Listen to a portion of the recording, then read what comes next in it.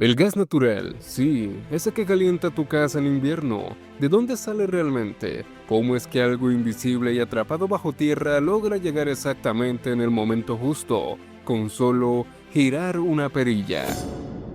El gas que hoy usas para cocinar podría ser más antiguo que los dinosaurios. Estuvo ahí atrapado, mucho antes de que existiera cualquier cosa que hoy te resulte familiar. Pero llegar hasta él no es tan simple como parece, porque el gas no está en una burbuja vacía esperando salir, está incrustado en formaciones rocosas densas mezclado con agua, salada, arena, restos de petróleo y compuestos químicos bastante agresivos. Es más parecido a un caos comprimido que a un recurso listo para usar. Y ahí es donde comienza una de las partes más intensas de todo el proceso, la extracción.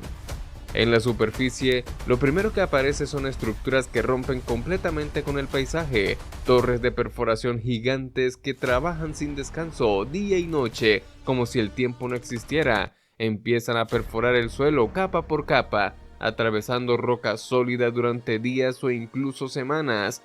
Algunas perforaciones superan los 5 kilómetros de profundidad. Es como intentar atravesar una montaña entera, pero hacia abajo, con todo en contra.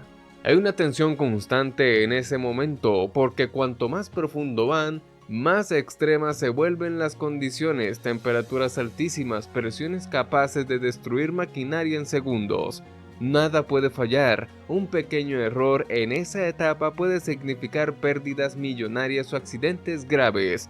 Todo tiene que ser preciso, todo tiene que funcionar y después de avanzar durante días, finalmente lo encuentran, el yacimiento, la capa donde el gas está atrapado. Pero ese descubrimiento no es el final, es el inicio real, porque una cosa es encontrar el gas y otra muy distinta es sacarlo de ahí sin que todo se descontrole. Se instalan tuberías de acero reforzado diseñadas para soportar condiciones extremas, selladas con precisión quirúrgica. Y cuando finalmente el sistema se abre, el gas empieza a subir, rápido, presionado por todo el peso que tiene encima. Es casi inmediato, toneladas de gas natural ascienden hacia la superficie. Y en ese punto, alguien podría pensar que el proceso terminó, que ya está listo, pero no, lo que sale de la Tierra en ese momento no sirve, no todavía, porque ese gas viene cargado de todo lo que encontró en su camino, agua, arena, restos de hidrocarburos, compuestos tóxicos. Es inestable, peligroso, impredecible. No puedes usarlo así, sería como intentar llenar el tanque de un auto con petróleo crudo. Entonces aparece la siguiente etapa, y acá es donde el proceso empieza a volverse más interesante de lo que parece a simple vista.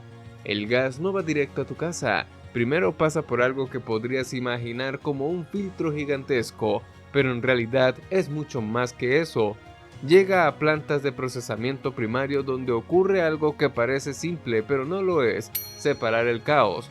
Apenas llega, el gas entra en enormes separadores industriales, estructuras gigantes diseñadas para dividir lo que viene mezclado. Y lo curioso es que no hay magia, es pura física. Los líquidos más pesados como el agua caen al fondo, los condensados con restos de petróleo se desvían hacia otros conductos y el gas más liviano sube. Parece automático, pero sin ese paso, nada de lo que sigue sería posible. Sin embargo, hay un problema que no se ve, el agua. Aunque no lo notes, sigue ahí, en forma de vapor. Y si ese vapor permanece en el gas, puede congelarse dentro de las tuberías o bloquear válvulas a cientos de kilómetros de distancia. Es un problema silencioso pero crítico. Entonces el gas pasa por sistemas de secado industrial que eliminan prácticamente toda la humedad.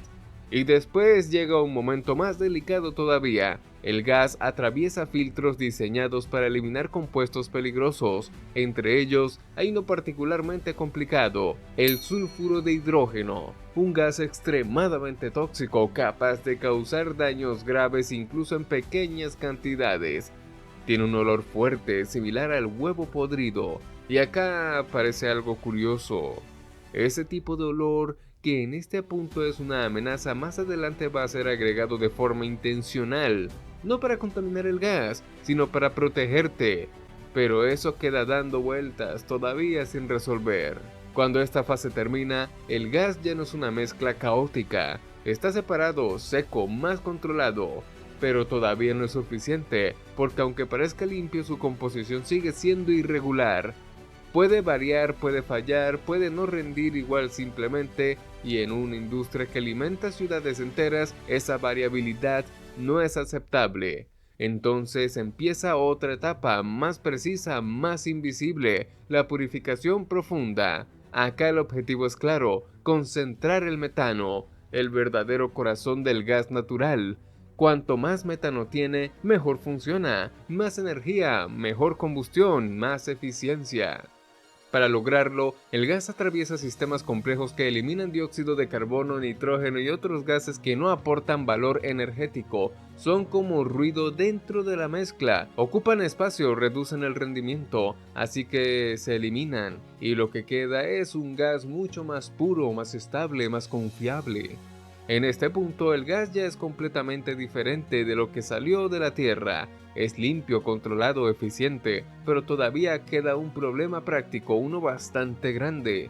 Ocupa demasiado espacio. Aunque no lo veas, el gas en su estado natural es extremadamente voluminoso. Transportarlo así sería como intentar mover una nube de un lado a otro. Sería lento, ineficiente, imposible a gran escala. Entonces entra en juego otra pieza clave del proceso, la compresión. El gas se dirige a estaciones gigantes donde es comprimido con fuerza. Enormes compresores lo empujan, lo aprietan, reduciendo su volumen de forma drástica. Es como si lo obligaran a ocupar mucho menos espacio del que naturalmente tomaría, y todo esto ocurre bajo control constante. Sensores monitorean presión, temperatura, velocidad.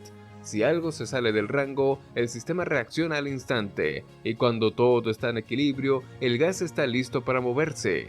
Ahí empieza el viaje real. El gas entra en gasoductos, redes gigantescas de tuberías que cruzan países enteros. Son como autopistas invisibles que nunca se detienen, kilómetros y kilómetros de acero transportando energía sin descanso. Pero el mundo no es plano ni continuo. Hay océanos, distancias enormes, lugares donde las tuberías no llegan. Y ahí es donde aparece una de las transformaciones más sorprendentes de todo el proceso. El gas se enfría hasta temperaturas cercanas a los menos 160 grados, y en ese punto deja de comportarse como gas, se convierte en líquido, un líquido transparente que ocupa hasta 600 veces menos volumen. Ese cambio lo transforma todo, porque ahora puede transportarse en barcos gigantes, los buques metaneros. Son estructuras enormes, diseñadas específicamente para llevar gas licuado a través de los océanos. Cada uno puede abastecer ciudades enteras durante semanas. Es como mover energía en forma líquida de un continente a otro. Cuando esos barcos llegan al destino, el proceso todavía no terminó.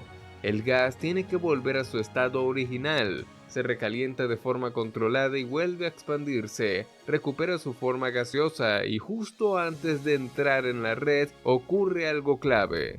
El gas se odoriza. Porque el gas natural en realidad no tiene olor, ninguno. Si hubiera una fuga no lo notarías, sería invisible, silencioso, peligroso. Y esto no siempre se resolvió como hoy. Durante mucho tiempo detectar gases era casi una apuesta. En minas, por ejemplo, usaban canarios mientras el ave cantaba, todo estaba bien. Cuando dejaba de hacerlo, era la señal de que algo invisible ya estaba en el aire. Por eso hoy se le agrega un compuesto con un olor fuerte, similar al azufre. Ese olor que reconoces al instante cuando hay una pérdida no es natural. Es una señal diseñada, una advertencia, una forma de darte tiempo para reaccionar. Después de eso, el gas se almacena, tanques enormes, depósitos subterráneos, incluso antiguos yacimientos vacíos convertidos en reservas, porque el consumo no es constante. En invierno se dispara, en verano cae. Todo tiene que estar equilibrado para que nunca falte. Y finalmente, el gas entra en la red urbana, se divide, se ramifica, se vuelve cada vez más fino, como un sistema circulatorio invisible que recorre calles, edificios, hogares, hasta que llega a tu casa. Giras la perilla sin pensarlo y todo se conecta. Millones de años, presión, tecnología y control terminan en una simple llama. Pero ya no es solo fuego, es una red invisible sosteniendo tu vida, incluso cuando ni lo notas. Si este recorrido histórico por la extracción del gas te sirvió, dale like, comenta en qué otro componente o producto te gustaría indagar y suscríbete.